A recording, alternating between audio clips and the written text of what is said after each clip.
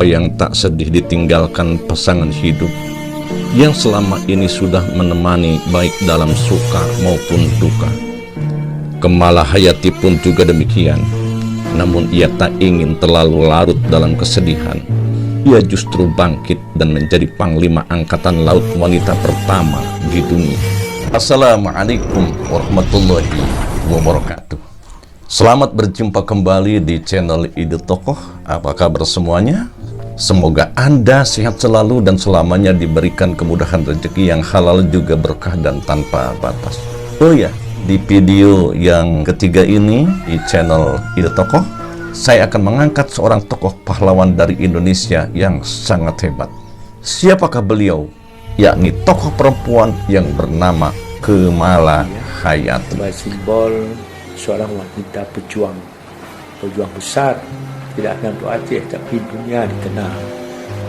Nah sahabat sekalian, bersyukurlah kita sekarang berada di negeri Indonesia yang aman, makmur, gemah, ripah, loh Cinawi, dalam keadaan merdeka. Kita semuanya bebas berbuat apa saja, yang penting kita berbuat kebaikan. Tetapi kalau kita melihat latar belakang sebelum Indonesia merdeka, ternyata kemerdekaan yang kita miliki sekarang ini tidak hanya pengorbanan berupa harta, kemudian pikiran, tapi memerlukan pengorbanan tenaga. Bahkan mereka berjuang untuk mengusir penjajah dengan bersimbah darah, sampai mereka banyak yang gugur di medan perang.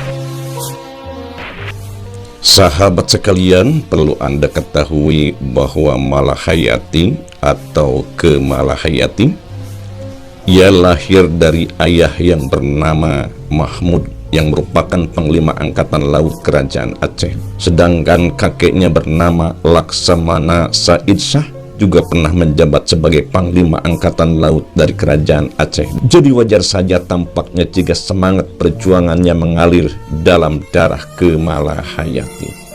Tak hanya itu, ia juga ternyata merupakan cicit dari Sultan Salahuddin Shah yang merupakan Sultan Kerajaan Aceh yang bertahta sekitar tahun 1530 sampai 1539, dan ayah dari buyutnya adalah Sultan Ibrahim Ali Mohayyad Shah, sang pendiri Kerajaan Aceh.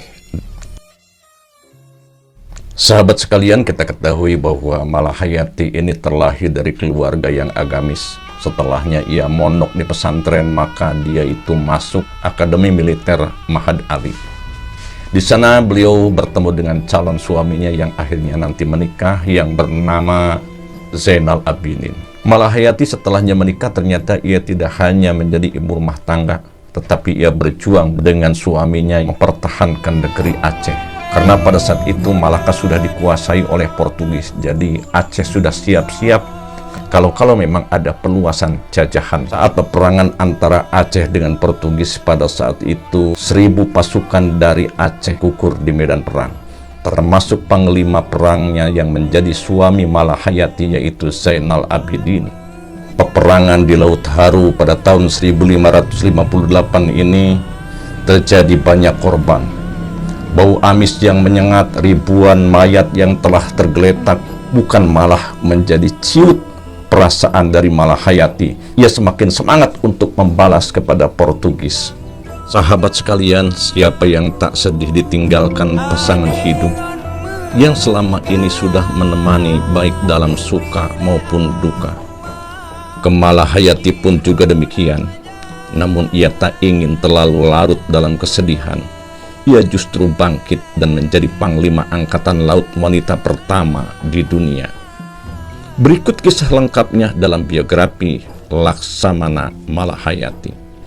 Setelah sang suami meninggal sekitar tahun 1585, Kemalahayati dipercaya oleh Sultan Sayyidil Mukamil Alauddin Riayat Shah yang ke-14 untuk menjabat sebagai kepala barisan pengawal istana, panglima rahasia, dan panglima protokol pemerintah. Tak hanya itu, ia juga diberi jabatan sebagai pemimpin armada yang berjuluk Inong Bale. Dalam bahasa Indonesia artinya adalah perempuan janda. Yang disebut demikian karena memang pasukan tersebut terdiri daripada para janda yang suaminya telah gugur di medan perang. Awalnya Inong Bale memiliki pasukan berjumlah 1.000 orang, tapi kemudian bertambah menjadi sekitar 2.000 orang. Dan yang tertarik untuk bergabung bukan hanya para janda, gadis-gadis muda yang belum menikah pun banyak juga yang tertarik bergabung dengan armada Inong Bale. Berkat keberhasilannya mengelola Inong Bale, Malahayati kemudian diberi gelar Laksamana. Sahabat sekalian, Indonesia bagaikan sebuah gula yang didatangi oleh semut dari berbagai arah. Belum juga Portugis selesai menjalani ekspansinya untuk mencari rempah-rempah dan kekayaan kita, maka datang lagi Belanda yang dipimpin oleh seorang panglima yang bernama Cornelis de Houtman dan wakilnya Pedrik de Houtman. Perlu saya informasikan, kuatnya armada kekuatan dari Aceh pada saat itu sampai mempunyai 100 kapal perang, yang masing-masing kapal itu terdiri dari muatan 100 orang, bahkan diantaranya ada yang sampai 400 orang. Dari masing-masing kapal terdapat meriam, bahkan dari meriam yang besar terdapat 5 meriam. Itulah persiapan Aceh untuk mempertahankan negerinya di saat itu. Di saat Belanda datang untuk menguasai Nangro Aceh Darussalam, maka Malahayati dengan pasukan Inong Bale-nya bergerak menyerang dengan peralatan yang ada. Dentuman meriam, suara tombak dan pedang bercampur. Laksamana Malahayati berhasil naik di lada kapal yang pada saat itu pas dapat pimpinannya langsung, yaitu Cornelis de Houtman.